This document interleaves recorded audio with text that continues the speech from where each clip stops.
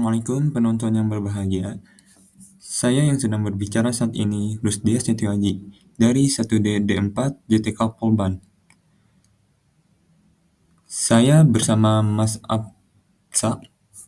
Abdillah akan membawakan materi tentang representasi data teks dokumen, doc, dan RTF.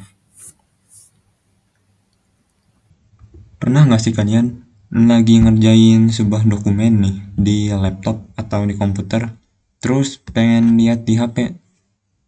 Biasanya kalian buka WPS, malah jadi berantakan kayak gini. Di sumber asli nih, ini adalah halaman pertama, ini halaman yang kedua. Terpisah kan ini? Tuh. Nah, sedangkan di versi WPS, di halaman yang kedua ini, bagian atasnya malah masuk ke bagian halaman pertama nih. Nah, kita coba lihat contoh lain. Ini ada dokumen aslinya nih, kayak gini. Pas dibuka di Google Docs, ininya hilang nih, nggak ada di sini, malah di bawah, di halaman kedua ini. Terus di WPS, fontnya malah hilang. Kenapa bisa kayak gitu ya? Ini ada hubungannya dengan representasi data doc. Ini merupakan materi yang akan saya bawakan. Materi apa saja yang akan kami bawakan? Pertama itu konsep dasar representasi data teks. Kedua, representasi data teks dokumen doc. Ini yang dua atas ini akan dibawakan oleh saya. Lalu yang ketiga, representasi data teks dokumen RTF. Yang keempat, perbandingan antara doc dan RTF. Yang 3 dan 4 ini nanti akan dibawakan oleh Mas Apsa. Kita lanjut. Sebelum membahas bagaimana representasi data teks, dokumen, .doc, dan .rtf, kita perlu tahu dulu nih, bagaimana representasi data teks, konsep dasarnya dulu. Coba, penonton yang berbahagia, bagaimana kalian membaca atau melihat teks ini? Satu kata per kata lah. Ada satu kata bagaimana yang ditulisnya biasa aja. Terus ada kata kamu yang ditulis dengan tebal. Terus ada kata melihat yang diwarnai warna merah. Dan kata teks yang dimiringkan. Kalian sekali lihat pasti langsung paham bahwa yang ini ditebalkan, yang ini diwarnai merah, yang ini dimiringkan, yang satu lagi biasa saja. Tapi komputer tidak bisa seperti itu. Komputer itu cuma tahu 0 dan 1, cuma paham bahasa biner.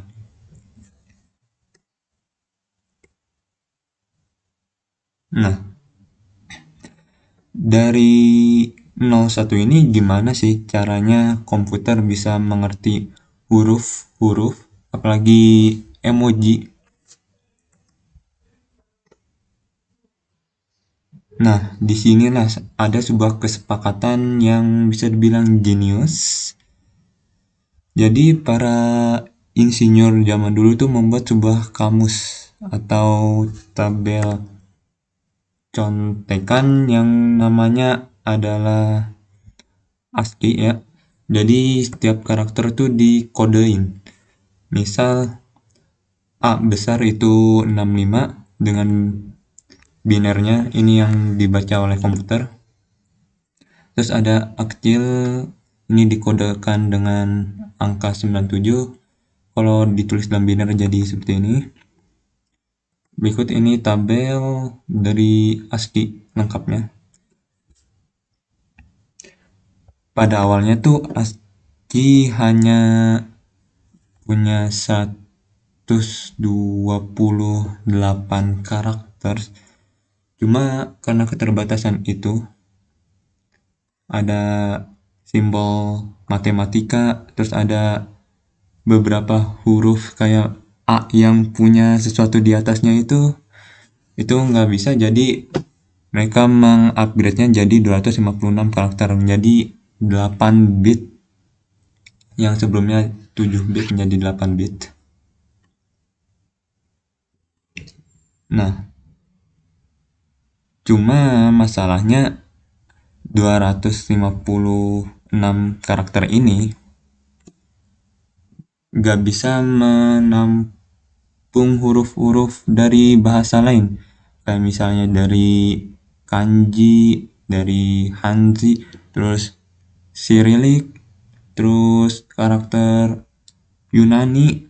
Nah, jadi ini tuh eksklusif buat Barat doang, buat Amerika saja. Nah, ASCII sendiri juga itu singkatan dari American Standard Code for Information Interchange. Jadi ya, khusus Barat ini. Karena keterbatasan itulah lahir Unicode. Ini adalah kamus yang super lengkap edisi global. Tujuannya itu untuk memberikan nomor unik untuk setiap karakter di setiap bahasa di dunia, termasuk emoji yang kita pakai setiap hari. Pengkodeannya itu pakai hexadesimal, jadi ada huruf-hurufnya gini. U plus itu merupakan tanda bahwa ini tuh Unicode. Nah, implementasi paling populer dari Unicode ini adalah UTF-8 sama UTF-16 yang efisien dan tetap kompatibel sama ASCII tadi. Nah, kita coba demonstrasikan kode-kode ini tuh sebenarnya merepresentasikan karakter apa sih. Saya akan buka Word dulu. Nah, ini kode-kode yang tadi dari kiri ke kanan. Kita select ini kodenya, terus Alt X. Nah, kode ini tuh ternyata merepresentasikan sebuah emoji senyum. Karakter yang ini ternyata aksara Jawa. Nah, yang ini emot favorit dosen. Nah, file yang isinya hanya kode-kode karakter tadi itu tanpa format apapun itu disebutnya plain text. Biasanya kalau kalian ngedit di Notepad itu format filenya .txt. Nah, itu plain text tanpa format apapun. Nah, kalau mau dikasih format itu biasanya pakai markup. Kalau di WhatsApp, kalau mau ada huruf yang ditebalkan itu harus diapit dengan bintang. Itu markup. Oke, penonton yang berbahagia, kita lanjutkan materi ke bagian representasi data teks dokumen .doc. Hal pertama yang paling penting yang harus diketahui yaitu file doc itu bukan file teks biasa. Kalau coba buka paksa di Notepad, isinya bakal kayak berantakan gitu. Kenapa? Karena .doc itu merupakan file format biner. Jadi semua dokumen Word ini, teks, gambar, tabel, info format dimasukkan ke dalam Blender, dijadiin satu, jadiin padat gitu. Cuma program yang punya resepnya aja, yang punya programnya aja, yaitu Microsoft Word yang punya kekuatan super untuk misahin lagi isinya. Nah, resep rahasia di balik .doc ini namanya Compound File Binary Format atau CFBF. Gampangnya, ini tuh adalah teknologi yang bikin satu file jadi seperti sebuah lemari yang punya banyak file, laci rahasia. Simpelnya itu kayak ada file di dalam file. Di dalam lemari, di dalam file doc ini, yang bisa ini merupakan bagian utamanya. Terus ada storage di dalam .doc ini, kita analogikan sebagai laci. Di dalam storage ini, di dalam laci-lacinya terdapat berbagai macam kotak stream. Stream ini adalah tempat data mentah disimpan, teks yang diketik, gambar, tabel, dan informasi lainnya seperti header. Nah, teks mentah yang kita ketik sendiri itu semua kata dan kalimatnya disimpan dalam sebuah stream yang disebut Word document. Isinya bukan cuma teks murni, teks ini diselingi dengan banyak sekali penanda atau kode-kode internal. Terus di mana sih informasi formatnya? Di mana kita bisa membuat tulisan jadi tebal, miring, jadi warna merah gitu. Nah, kuncinya itu ada di file yang bernama table ini. Semua aturan pemformatan, jenis font, ukuran, warna, dan spasi disimpan secara terpisah di sini, di table ini. Bagaimana kalau kita mau masukin gambar, tabel, atau objek lain ke dalam Word ini? Nah, ini tuh ada laci khusus, ada storage khusus, namanya object pool. Setiap objek yang dimasukkan tuh bakal dimasukin ke dalam kotak lagi, di dalam storage ini, di dalam laci ini. Nah, tadi kita sudah bahas teorinya bahwa file.doc itu merupakan lemari, storage itu sebagai laci di dalam lemarinya, dan stream itu sebagai kotak di dalam lacinya itu. Walaupun sudah dianalogikan, tapi masih terdengar abstrak. Oleh karena itu, kita akan coba bongkar sendiri file.doc itu menggunakan tools yang sudah saya unduh, yaitu 7-Zip File Manager. Nah, kita ekstrak. Saya taruh ke folder bernama lemari.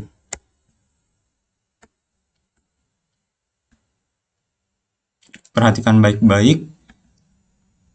Nah, lihat ini. Bukan lagi satu file .doc, bukan. Inilah lemari. Di dalam lemari yang sudah kita bicarakan, semua storage dan streams yang tadi kita bicarakan terlihat nyata. Nih, ada Word document untuk nyimpan teks mentah tadi, dan satu table ini yang menyimpan format aturan seperti teks tebal, miring, header, dan lainnya. Oke. Nah, saya akan coba iseng untuk membuka file Word dokumen ini menggunakan Notepad saja.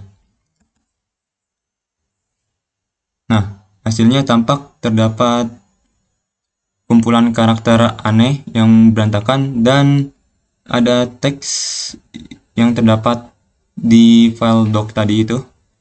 Nah, karakter-karakter berantakan ini itu representasi dari kode atau penanda format yang merujuk ke buku aturan tadi yang satu tabel ini.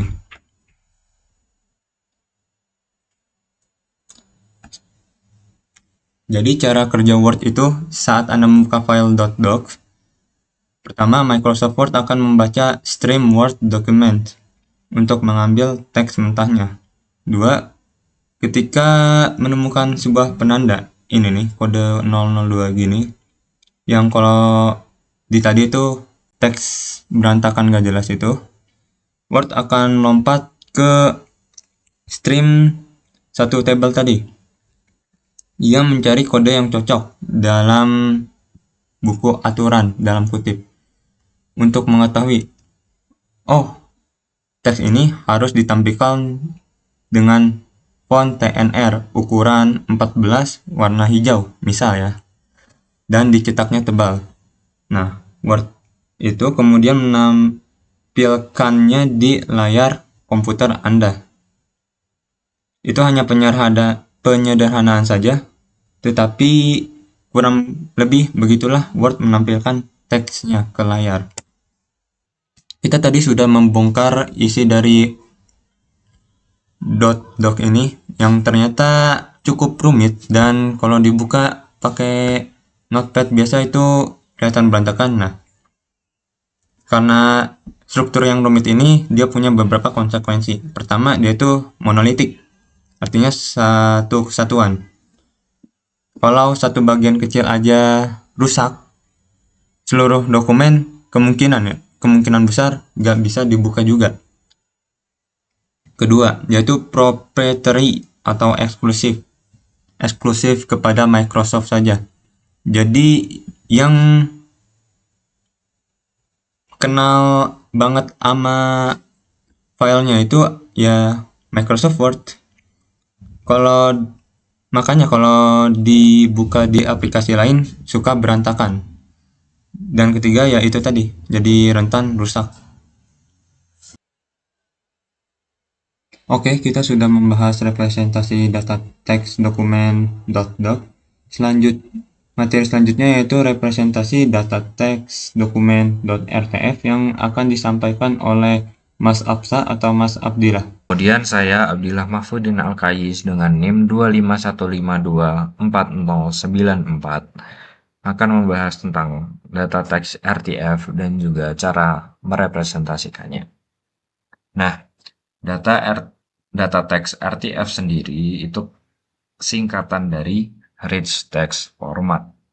Bisa dibilang RTF merupakan jembatan awal menuju era dokumen lintas platform.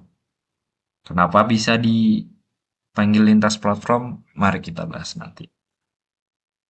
Nah, pada tahun 1987, Microsoft memperkenalkan RTF dengan tujuan membuat dokumen teks yang bisa dipindahkan antar aplikasi dan sistem operasi tanpa kehilangan elemen pemformatan dasar, seperti huruf yang tebal, miring, memiliki garis bawah, kemudian jenis font, ukuran font, dan juga warnanya.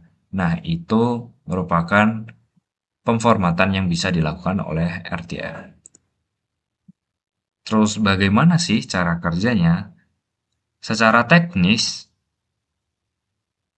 file RTF menyimpan dokumen dalam bentuk kode teks dengan tag khusus untuk menandai elemen.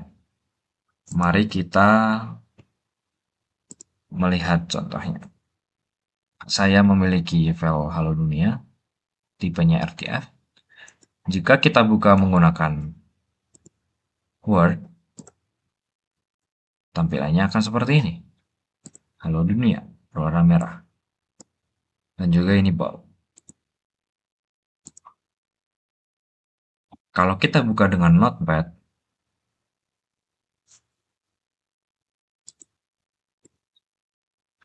Voila, ini adalah bentuk asli dari file.rtf.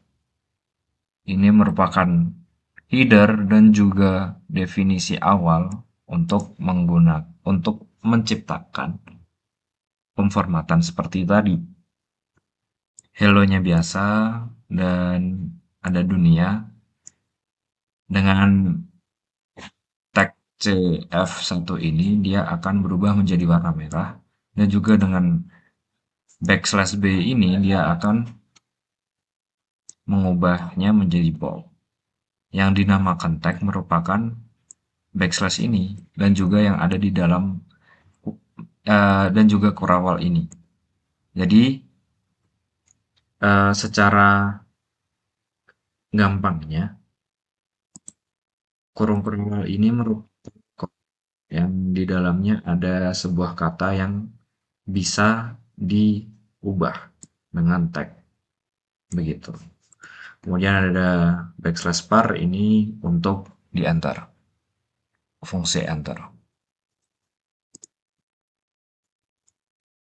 Nah, selain itu kita perlu memperhatikan bahwa ukuran file dari RTF itu sangat kecil. Ini hanya 1 kilobyte saja. 3 file lain yang ukurannya 40 kilobyte ini cukup besar karena saya membuatnya tadi pakai Word dulu baru diubah jadi RTF. Nah, kita lanjutkan.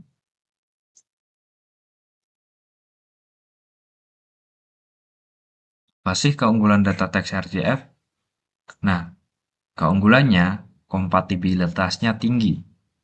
Kita bisa menggunakan file RTF di operasi sistem dan aplikasi text editor apapun, hampir semuanya. Contohnya kita tadi menggunakan Notepad dan juga Word. Kita bisa membukanya juga dengan text editor yang ada di Mac OS dan juga Linux serta Android. Kemudian ukurannya yang kecil, itu merupakan salah satu keunggulan dari text RTF. Nah, walaupun begitu, ada kekurangannya. Salah satunya adalah fungsinya yang terbatas. Dia tidak memiliki fungsi-fungsi yang kompleks seperti yang dimiliki oleh Doc. Kemudian kita bahas perbedaan RTF dan Doc. Secara struktur file, RTF itu dia merupakan teks kode yang di dalamnya ada teks yang ingin kita tulis. Sedangkan doc itu merupakan data biner atau struktur kompleks dan proprietary milik Microsoft. Nah, kemudian cara representasinya pun berbeda. Kalau RTF, dia menggunakan control words dan grup dalam kurung kurawang. Control words-nya seperti backslash tadi. Kemudian kalau dokumen, dia representasinya dengan cara urutan byte yang kompleks dan hanya bisa diinterpretasikan oleh aplikasi yang kompatibel. Hanya ekosistem Microsoft saja yang bisa membukanya. Kemudian kegunaan utama dari RTF, dia sebenarnya plain text yang memiliki style yang kompatibilitas universal antara aplikasi dan platform, sedangkan doc itu dokumen kompleks dengan fitur-fitur canggih yang ada di ekosistem Microsoft Word.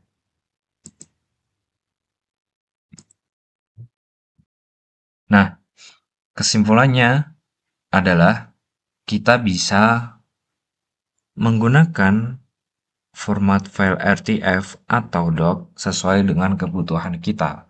Jika kita menginginkan atau membutuhkan file yang memiliki fitur canggih, kita bisa menggunakan doc. Sedangkan jika kita hanya butuh file teks atau plain text sederhana dengan style-style sederhana juga, itu kita bisa menggunakan RTF. Karena di RTF kita tidak bisa menggunakan fitur-fitur canggih seperti tabel, gambar yang kompleks, itu kita tidak bisa menggunakannya di file RTF. Sekian yang bisa kami sampaikan. Terima kasih telah memperhatikan. Waalaikumsalam warahmatullahi wabarakatuh.